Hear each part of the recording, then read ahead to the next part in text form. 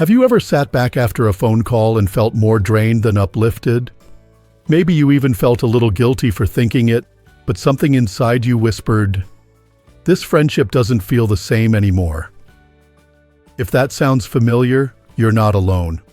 As we grow older, we're told to hold tight to longtime friends. After all, they've been with us through marriages, losses, health scares, and milestones. But what no one really tells you is that some of these friendships can quietly turn from sources of comfort into silent burdens. Not out of malice, but simply because life changes, and so do people. In our 60s, 70s, and beyond, friendships are supposed to be our safe harbor. Yet sometimes they keep us anchored to versions of ourselves that no longer exist. They might hold us back, drain our energy, or even pull us into emotional patterns that hurt more than help. And we often don't notice because we've grown used to the weight. But there's freedom in recognizing it. And that's what we're here to explore today. Let's begin with something that many of us carry without even realizing it: old wounds from the past. You see, aging brings reflection. We start thinking more about where we've been, what we've done, and who we've walked with through the decades. But sometimes, those longtime companions remind us less of who we are now and more of what we wish we could forget. Take Edward, 84, for example. He's a good man, active in his local church, and always quick with a smile. For years, he's shared weekly lunches with Harold, a buddy from his factory days. But lately, those lunches have left him feeling uneasy. Harold, perhaps unknowingly, keeps bringing up old regrets. The business Edward never started, the harsh words he once said to his son, the time he left a project unfinished. At first, it seemed like harmless nostalgia. But Edward noticed that after every meeting, he walked away feeling smaller.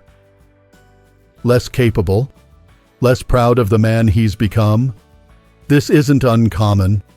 When friends bring up our past mistakes or remind us of old failures, even in jest, it stirs wounds that have never fully healed.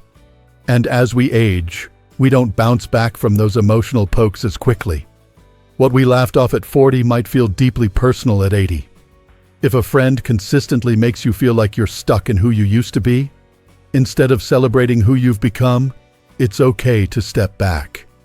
You don't have to explain, justify, or argue. You simply deserve friendships that honor your growth and your present peace. Now let's talk about something even more sensitive: money. Yes, money can twist even the most well-meaning friendships, especially in retirement. Many of us are living on fixed incomes, carefully budgeting every dollar. Yet when a friend asks for financial help, it's hard to say no. You think of all the times they were there for you. You remember their kindness, their loyalty. But before long, small favors become regular expectations. And suddenly, you're not a friend. You're a safety net. Frank, 78, knows this story too well. His friend Charlie used to be his fishing buddy. They'd meet at the lake, swap stories, and laugh until the sun went down. But things changed when Charlie hit a rough patch financially. Frank helped, of course. That's what friends do, right? But then came more requests: help with rent, groceries, even car repairs. The fishing trip stopped, but the money requests didn't. Frank started avoiding his phone, dreading that familiar tone in Charlie's voice. It wasn't about generosity anymore. It was about guilt, obligation, silent resentment. The truth is, when money enters the equation, friendship becomes cloudy. Even when you want to help, you start questioning whether the relationship is still based on connection or convenience. And let me say this plainly: you do not owe anyone your financial peace to keep a friendship alive. Your future matters. Your security matters. If a friend cannot respect your limits, they're not really respecting you. And speaking of respect, let's look at another subtle trap: friendships where you can't be yourself. I'm talking about those relationships where you feel like you have to put on a happy face, even when your heart is heavy. where you avoid talking about the real stuff, grief, fear, regrets, because you know it'll make the other person uncomfortable. So instead, you talk about the weather, your aches and pains, or what's on sale at the grocery store. You stay on the surface because the water below feels too deep. Nancy, 79, experienced this after her husband passed away. Her coffee group, women she'd known for years, still met every Wednesday. But something had changed. When she tried to open up about her grief, the room grew quiet. One friend changed the subject. Another offered a polite smile and moved on. Nancy realized she couldn't share the raw, honest parts of her life anymore. She had to pretend. And that hurt more than being alone. You deserve friends who let you be real, who can sit with you in your sorrow and still see your strength. If you feel like you have to hide your truth just to stay in someone's good graces, that's not friendship, it's performance. And at this stage of life, you've earned the right to take off the mask. So let me ask you something, gently. Do any of your friendships feel heavier than they used to? Do you leave conversations feeling drained, judged, or unseen? These are not small signals. These are the quiet whispers of your soul asking for something better. You are not here to carry guilt. You are not here to relive your old mistakes. You are not here to bankroll someone else's life or wear a mask to stay accepted. You are here to live with dignity, joy, and truth. And the people in your life should help you do exactly that. Let's keep this conversation going because there's more we need to uncover together. We've looked at how the past, money, and emotional masks can all turn a friendship into a quiet burden. But what happens when caring for someone crosses the line into losing yourself? Let's take a closer look. We all want to be there for our friends. That's part of what makes friendship so meaningful. But what happens when that support turns into something one-sided? When you wake up and realize you've become more of a caretaker than a companion? It's a slow shift, and it often starts with good intentions. A ride to the doctor, picking up groceries after surgery, answering a phone call because they're feeling down. At first, it feels good to help. Necessary even. But if you're not careful, that helping hand turns into a lifeline, and you're the only one holding on. That's exactly what happened to Barbara, 82, who lives just outside of Tulsa. When her neighbor Henry had hip surgery, she offered to help out. A grocery run here, a check-in call there.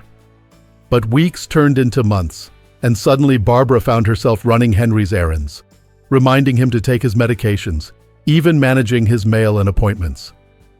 She started canceling her own plans, skipping her garden club, and losing touch with her own hobbies. What had started as kindness had quietly become a tether.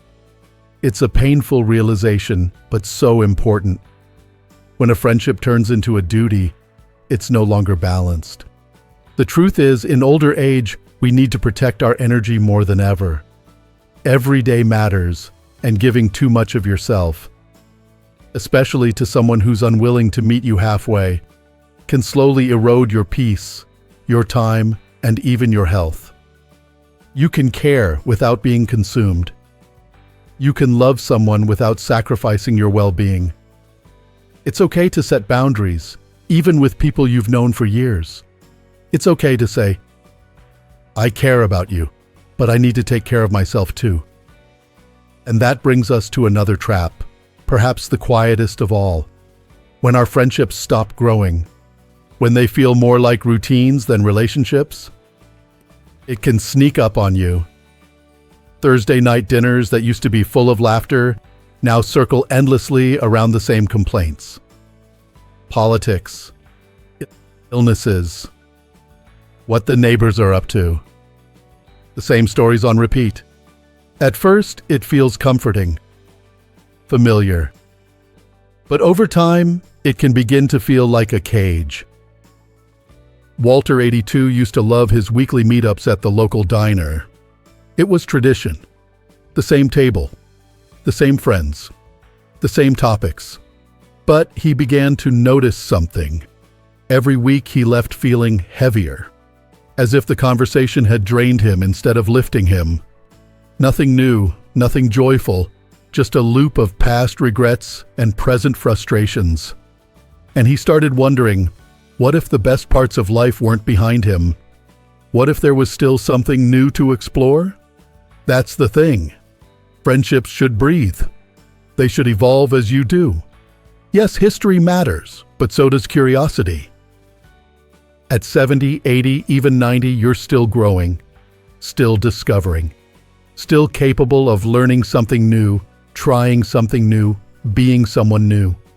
When your relationships don't support that growth, they can hold you in place. And staying in place, especially when your spirit wants to move, can be just as draining as loneliness. We don't always realize it, because routine can be comforting. But comfort without connection? That's not friendship. That's habit. And you deserve more than habit. You deserve renewal, laughter, inspiration. You deserve to feel alive in your friendships, not just attached to their history. Now let's talk about a difficult truth that many people carry quietly. When friendships become a source of emotional weight instead of strength. Not because anyone meant to hurt you, but because the dynamics slowly changed, and you never stopped to ask if it was still working for you. Martha, 82, knows exactly how that feels. She and Linda had been best friends for over 40 years. They were inseparable after both lost their husbands around the same time. At first, they supported each other through grief, through sleepless nights, through that aching silence that follows loss. But then, something shifted. Linda began calling every night for hours, complaining about her aches, her kids, the news. Martha listened patiently at first, but soon she found herself dreading the calls. Her heart raced when the phone rang. She was losing sleep, losing energy, and most of all, losing her own space. That kind of emotional dependency is sneaky. It wears the mask of closeness, but it slowly drains you. True friendship should feel mutual. It should feel like a dance, not a tug of war. And it's okay, more than okay, to notice when the weight becomes too much. You are allowed to protect your peace. You are allowed to ask for space. You are allowed to say no. And here's a gentle reminder. Friendship should never feel like a job you didn't sign up for. You've already done the heavy lifting in life, raising families, working long hours, enduring hardship. Your later years should be about ease, balance, and joy. If a relationship is robbing you of that, it's time to ask why you're still holding on. Now I want to pause for a second and ask you something personal. Do you ever feel emotionally tired after spending time with a certain friend? Do you feel like you're doing all the listening, all the giving, all the carrying? That feeling in your gut, it's not wrong. It's your intuition telling you something needs to change.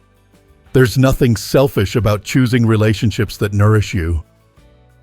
In fact, it's one of the most loving things you can do, for yourself and for others. Because when you are balanced, well-rested and whole, you show up more fully for the people who truly matter. Your time is precious. Your energy is sacred. Your friendships should reflect that. Sometimes the hardest trap to recognize in a friendship is the one that looks most like love. When someone has been a constant in your life, a neighbor, a childhood friend, even someone you leaned on during hard times, it's easy to feel like you owe them your time, your attention, your listening ear. But not all emotional connections are healthy. And some become so tangled, they start to suffocate the very things that matter most. Your peace, your freedom, your sense of self. Dorothy, 82, had always been a strong woman. She raised 3 kids on her own, ran her household, and volunteered at her local church well into her 70s. But her friend Joan, who had also been through her own struggles, started leaning more and more on Dorothy emotionally. It wasn't always obvious. just frequent phone calls, long venting sessions, needing help with minor decisions. But over time, Dorothy found herself censoring her own joys, her own problems, because she didn't want to burden Joan. The relationship had shifted. It wasn't mutual anymore. Dorothy was the emotional anchor, and Joan had quietly become the weight. If you've ever found yourself playing the role of counselor instead of friend, you know how exhausting that can be. And over time, it doesn't just drain your energy, it can chip away at your identity. You stop doing what you love. You stop talking about your own dreams, your own needs. You become a mirror for someone else's fears. And that's not friendship. That's entrapment disguised as loyalty. Now here's the most surprising trap of all. Fear of being alone. That fear, so common, so understandable, can convince us to keep friendships that no longer serve us. We tell ourselves, well, I've known her forever. Or, he doesn't have anyone else. Or, it's better than nothing. But is it really? When Nancy, who you might remember from earlier, lost her husband, she feared loneliness more than anything. Her social circle became her lifeline. But she realized, slowly and painfully, that being surrounded by people who didn't really see her was lonelier than being alone. She had voices around her, but not connection. Conversations, but no understanding. That was the day she stopped settling. She joined a local storytelling group, took up watercolor painting, started inviting new people into her life. People who were present, who were listening, who were growing just like she was. And maybe that's the heart of it all. Friendships, like any relationship, are meant to grow with us, not hold us back. If you've ever felt like you're stuck in an emotional loop, repeating the same patterns, holding on to someone because of history and not harmony, it's okay to let go. It's okay to say, this chapter is closed. Not with anger, not with bitterness, just with the quiet confidence of someone who knows their worth. Let's not forget what friendship is supposed to feel like. Laughter that comes easy, conversations that leave you lighter, support that goes both ways, time spent that fills you up instead of wearing you down. These are not luxuries. These are the essentials of emotional health, especially in later life, when every day, every connection, every moment matters just a little more. I know this topic might feel heavy, but please hear this clearly. You are not being cruel by setting boundaries. You are not being selfish by choosing joy. You are not being disloyal by honoring your own emotional needs. You are being wise. You are being brave. You are being the kind of friend to yourself that maybe you've been to others for years. So take a breath. Reflect. Ask yourself gently, who in my life lifts me up? Who leaves me drained? Where am I being heard, and where am I only hearing? What friendships make me feel more like myself, and which ones make me feel like I have to shrink? These aren't questions to fear. They're invitations to grow. At the end of the day, aging isn't about shrinking. It's about expanding into wisdom, into peace, into freedom. You deserve friendships that support that expansion, that celebrate your growth, that meet you where you are now, not where you used to be. Even one true, kind, life-giving friendship can nourish your spirit more than a dozen hollow ones. You don't need a crowd. You need connection. You need space to be real, to be joyful, to be at peace. You need people who don't just remember your past, but who honor your present and cheer for your future. Even if that future includes more quiet, more clarity, and, yes, maybe fewer phone calls. If this message has resonated with you today, I'd love to hear from you. Share in the comments below. What's one thing you've learned about friendship in your later years? What boundaries have you set, or which ones do you still find hard to draw? You never know. Your story might be exactly what someone else needs to hear today. And if you found this video helpful, please take a moment to like it, share it with someone you care about, and subscribe to our channel, Strong Elderly Life. We're here to walk with you through this stage of life with wisdom, courage, and compassion. Here's to living your later years in freedom, not out of obligation, but out of deep, joyful choice. Here's to friendships that breathe life into your days. And most of all, here's to you, choosing what's best for your heart, your health, and your happiness. Thanks for watching. We'll see you next time.